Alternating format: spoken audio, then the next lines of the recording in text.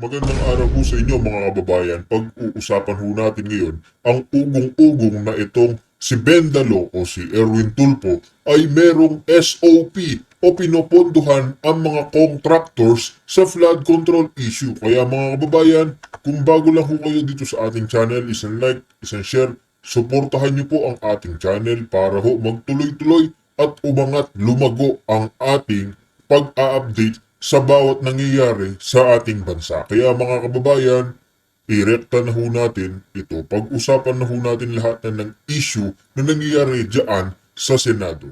Na ito, bibigyan po natin ng pananaw at pagpapahayag itong kontrobersya na nakakasangkot na naman ang isa na namang Tulfo, si Bendalo, Sylvester Erwin Bendalo Tulfo. At hindi po ito masyadong napansin. Hindi nga ho natin masyado napapansin ito mga kababayan dahil na-focus din ho tayo sa kanyang kapatid na sino pa nga ho ba kundi etong si Rapi Tulfo mga kababayan. Bakit ho? Kasi nga ho mga kababayan, etong kapatid niya si Rapi Tulfo meron hong naging chika babes na di umano binibigyan niya ho ng 250,000 to 300,000 para ho magsayaw-sayaw at maka-score sa mga babae nito. Diba? Doon ho tayo natutok at hindi na ho natin na napapansin ang totoong issue sa mga contractors, yung mga magnanakaw ho dyan sa gobyerno na isa pa rin pala ho itong si Erwin Tulfo na gumagawa ng kababalaghan. Sapagkat medyo nagkaroon ng media management. Subalit ngayon po ay kumakalat na sa social media na tumanggap pala ng 120 million pesos mula sa mga kontraktor na maanumaliyang nasasangkot sa flood control at mga pangungulimbat na proyekto kagaya ng magkakapatid na tinuturo po na si Eric at Edvic Yap sa pamamagitan po ng ACT-CIS party list na lumalabas negosyo ng mga Tulfo brothers, lalo na ni Erwin Tulfo at nila Rapi Tulfo itong ACT-CIS party list.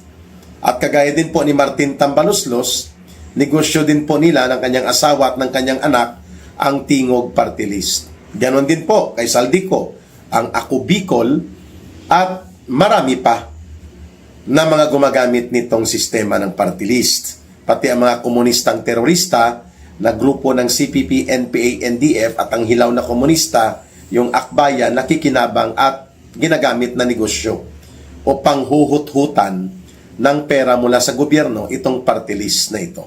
So itong si Erwin Tulfo, si Bendalo, ay kung makaasta kagaya ng kapatid niyang si Rapi Tulfo, akala mo ang galing-galing at mga righteous crusaders, no? Makatarungan na tagapagtanggol ng mamamayan. Pero sa pagsambulat ng flood control na iskandalo, aba, si Bendalo tahimik. At pati po itong si Idol Rafi. Pati po ang hindi natapos at na uwi na lang na parang tubig at bula na nawala ang PCSO investigation.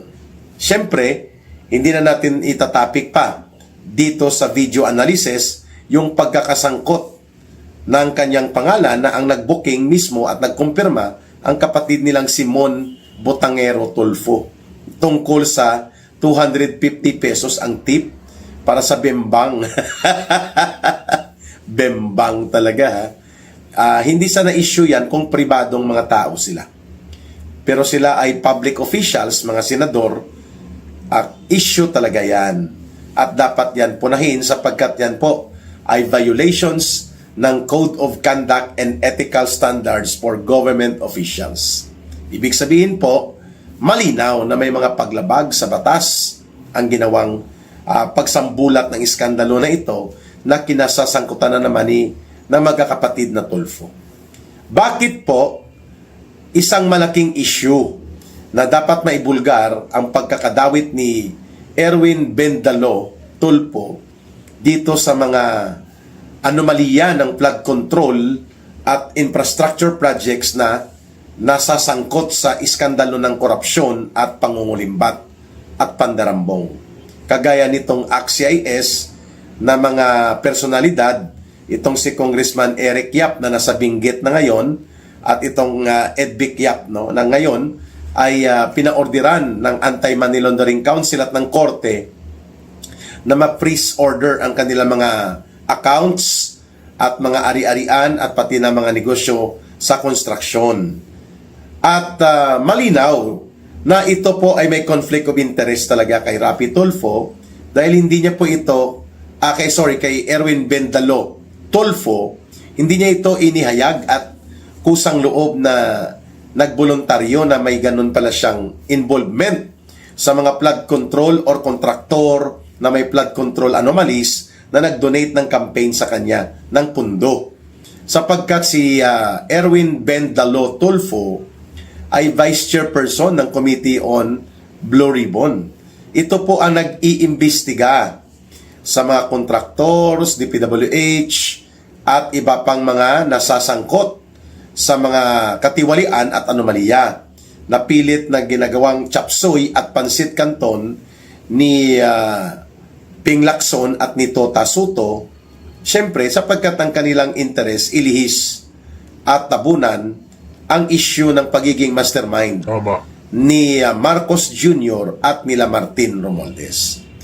Kaya sakay to the max itong si Erwin Tulfo tungkol sa mayroon palang donation sa kanyang kampanya ang ngayon ay pinapaimbestigahan na at pinapagawa na ng case build-up na magkakapatid na Eric at Edvic Yap ng ACT-CIS at ng mga grupo ng contractors. Mantakin nyo ang kanilang aviation asset sa mga aeroplano, helicopter, mga nasa 25 million lang 3 years ago. Ngayon, umaabot na ito sa mahigit po sa mga 5 billion pesos ang kanilang assets.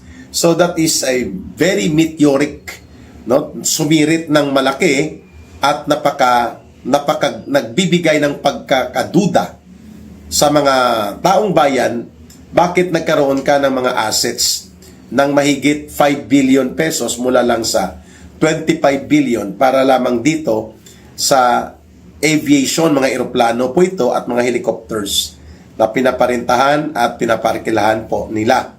Hindi pa kasama dito ang mga assets ng kanilang mga ari-arian at mga pundong lumaki bigla ng sobra sa 10 beses nang sila po ay masangkot dito sa mga infrastrukturang proyekto na ngayon ay nabubulgar, mayroong bahid ng korupsyon at pandarambong. Donor po itong si Eric Yap at Edvic Yap na nagkakaroon sila ng kaugnayan nila Rapi Tulfo at Erwin Tulfo sa pamamagitan nitong negosyo nila na party list na ACT-CIS. Kaya bakit hindi nagpapaliwanag itong si Erwin Bendalo sapagkat malinaw na ito ay isang anomalous situation? Hindi ko nga nag-explain o nagpapaliwanag itong si Erwin Tulfo dahil nga binansagan na ho siyang Bendalo. Kaya ho nilang baluktutin ang batas dahil nga po mga kababayan, alam naman ho natin mataas ang kanilang posisyon.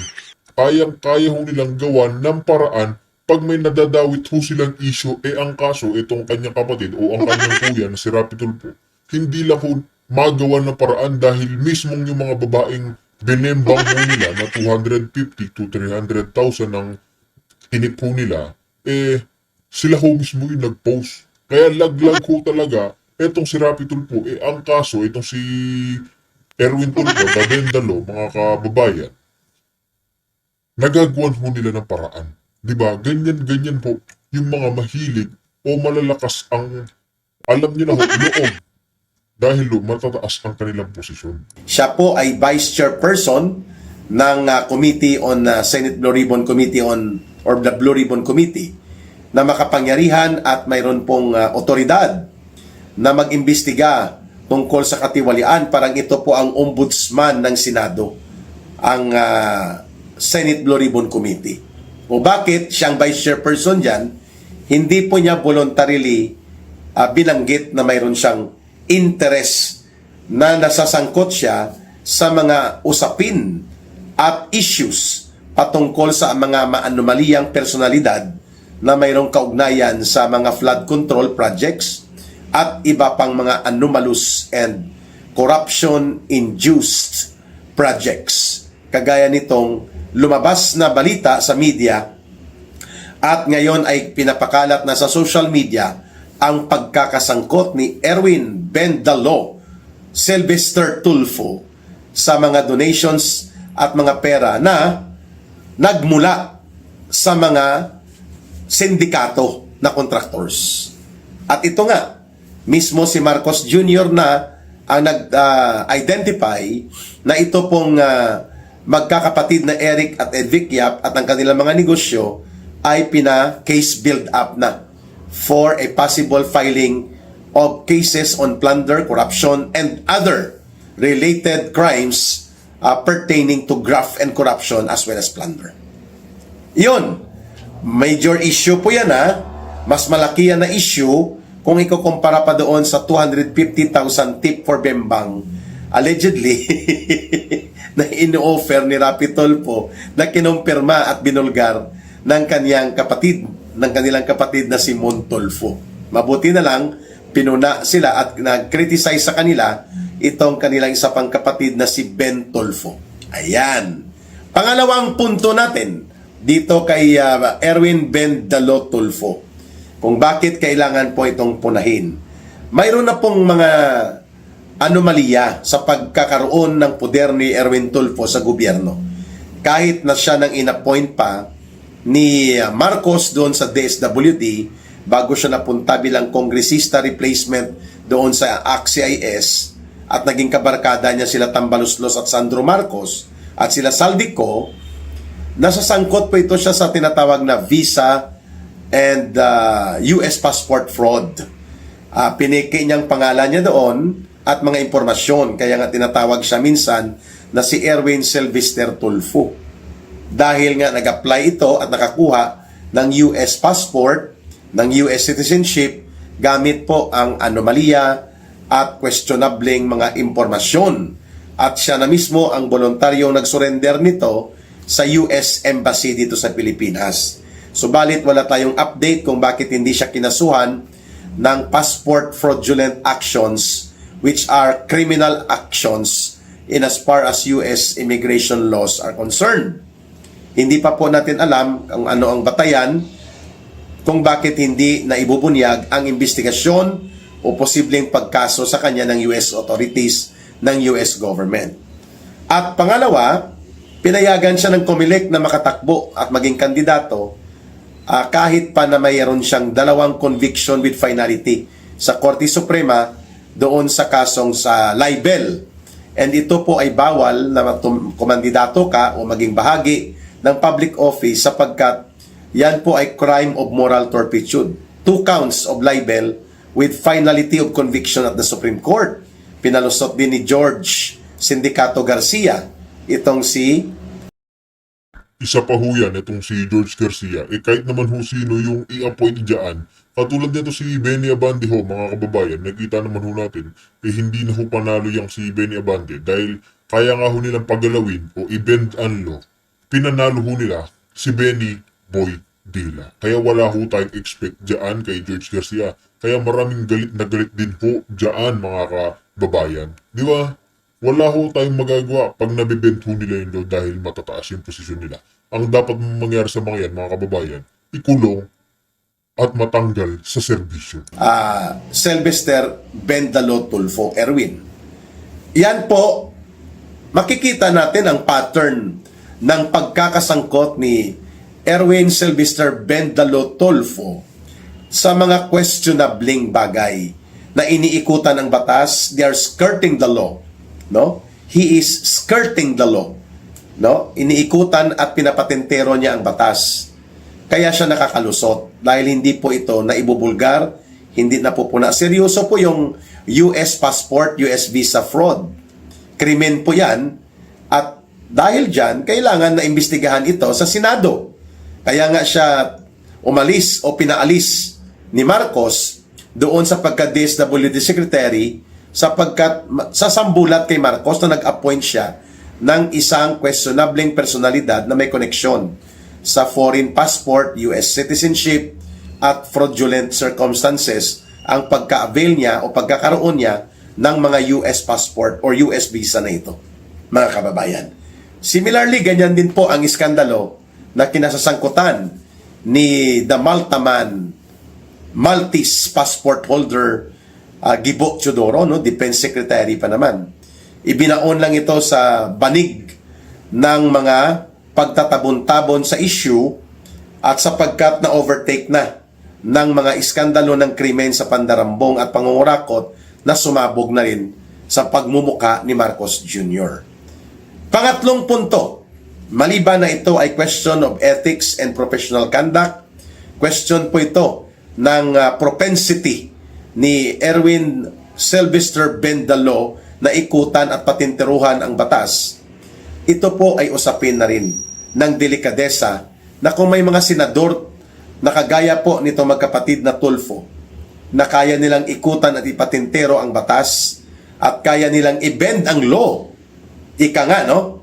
Para sa kanilang kapakinabangan, aba, kawawa po ang taong bayan kung may ganyang uri ng mga senador na iniikutan nila ang batas, binubutas nila ang batas, at binabaliktad at binabaloktot ang batas para sa kanilang personal na kapakinabangan. Kaya natin pinupuna ang pagpasimple-simplihan, ang pagtahi-tahimikan ni Erwin Sylvester Bendalo Tulfo hinggil po dito sa 120 million pesos na naibubulgar ngayon na tumanggap siya mula dito sa mga contractors na nasasangkot at pinapabigyan na ngayon ng utos ng case build-up at pinapakansila na nga ang kanilang mga accounts, no? Pinapa-freeze order na ito sapagkat mayroon pong prima facie o basic of evidence na sila ay sangkot sa pangungulimbat ng mga pundo ng bayan at mga proyekto na pinagkakitaan subalit hindi po napakinabangan at hindi po na-deliver sa taong bayan itong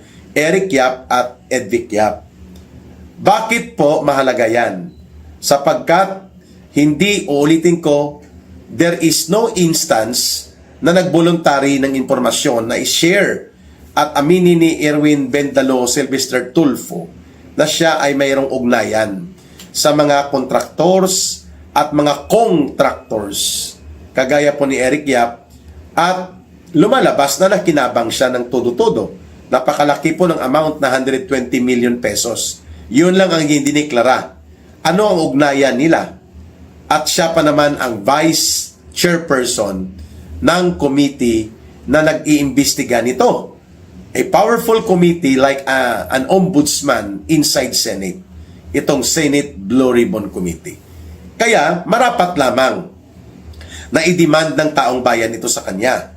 At dapat nga ito ay maimbestigahan sa Ethics Committee kasama ng kapatid niya. Bakit nila iniikutan palagi ang batas? Bakit po nila nakakayang i-bend o balokdotin ang batas ayon sa mga pangyayari at ayon sa mga karanasan na nakikita ng mga mamamayan. And then they are going to present themselves as if sila ang mga knight in shining armor na tagapagtanggol ng mamamayan. Hindi naman pala totoo. Kalukuhan lang ang packaging nila ng pagiging Tulfo Crusaders nila. Ayan. Sa huling bahagi po ng ating punto dito, bagamat si Chis Escudero ay nasasangkot din po dito sa flood control contractors and other issues related sa pagtanggap ng ilang insertions SOP, si Chis Escudero nagpailalim ng sarili niya sa investigasyon sa COMELEC at ganoon din po sa Senado, hindi po siya nagtangkang mag-stonewalling. Pag sinabi pong stonewalling, binabakuran mo at pinagtatakpa ng sarili mo upang hindi ka abutin ng pananagutan at pag-imbestiga. Si Erwin Tulfo po hindi niya ginawa ito na mag-voluntary ng impormasyon, mag-voluntaryo siyang mag-submit for ethical standards and ethics of Committee on Ethics review sa Senado sa kanyang mga ginagawa. Patay malisya siya, no? Kung sa mga termino, kunwa-kunwarian ang PEG. Diskarte niya, nagkukunwari na inosente siya. Pero these are serious, scandalous, anomalous circumstances involving a senator of a republic. Maliban pa doon sa dalawang bilanggit ko na nasasangkot din ito si Erwin Bendalo Sylvester Tulfo doon sa US visa, US passport fraudulent activities. Hindi lang po na ibulgar bakit hindi siya hinabol ng criminal investigation and prosecution ng US government. Well, that is subject for another question.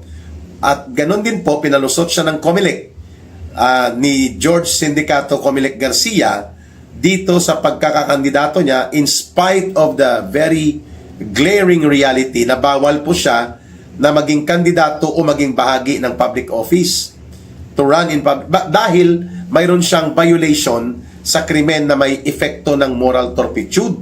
Itong 2 counts of conviction sa libel niya, a criminal case with finality sa Supreme Court. Ang conviction na yan. Pero binaliwala ng COMELEC.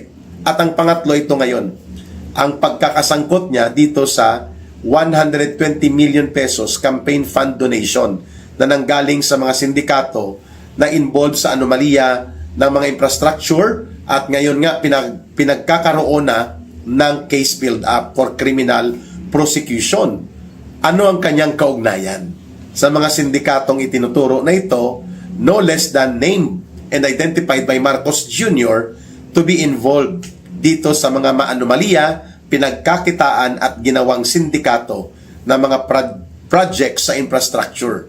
Itong magkapatid na Eric Yap at Edvic Yap na konektado sa CIS at konektado din kay Tulfo Brothers, kay Erwin Bendalo Tulfo at Ayun nga ho mga kababayan, kung may gusto ho kayong ikomento sa naging pag-usapan ho natin dito sa mga yap na pinoponduhan di umano ni Bendalo, mag-komento ho kayo sa ating comment section para ho ating pag-usapan. Kaya mga kababayan, tapusin na ho natin ang ating reaction video.